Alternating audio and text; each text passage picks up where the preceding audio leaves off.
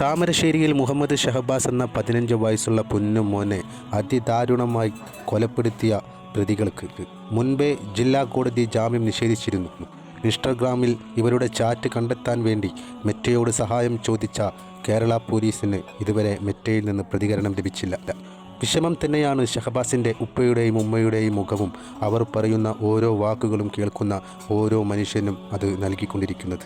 ഷഹബാസ് എന്ന പൊന്നുമോൻ്റെ ഈ ചിരിക്കുന്ന പൂമുഖം കണ്ടവർക്കാർക്കും തന്നെ ഇവൻ്റെ വിയോഗത്തിലുള്ള വിഷമം ഇതുവരെ മാറിയിട്ടില്ല. സർവരും ഷഹബാസിൻ്റെ ഘാതകർക്ക് തക്ക ശിക്ഷ തന്നെ ലഭിക്കട്ടെ എന്ന് നിരന്തരം പ്രതിഷേധം അറിയിച്ചുകൊണ്ടിരിക്കുന്നു.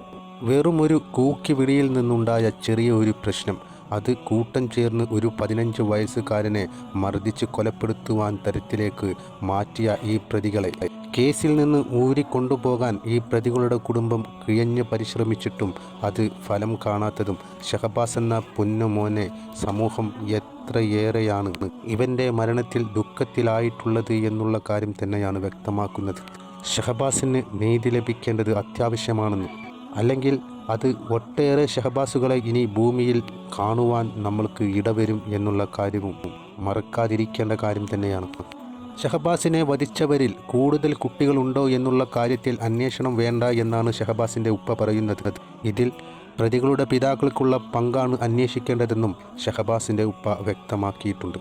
തങ്ങൾക്കുള്ള മൂത്ത മകൻ 15 വർഷത്തോളം രാപ്പകലില്ലാതെ ഈ ഉപ്പ കഷ്ടപ്പെട്ടതും ഷഹബാസ് എന്ന പൊന്നുമോൻ്റെ ഭാവി ആലോചിച്ച് തനിക്കുള്ള വീട് പണി പൂർത്തിയാക്കാത്തതും ഷഹബാസിൻ്റെ പഠിപ്പിന് വേണ്ടി അതെല്ലാം സ്വപ്നം കണ്ട് കഴിഞ്ഞിരുന്ന ഈ പ്രിയ മാതാപിതാക്കൾക്ക് പിന്നെ കാണേണ്ടി വന്നത് ചേതനയറ്റ് കിടക്കുന്ന ഷഹബാസിൻ്റെ മൃതശരീരമാണ്.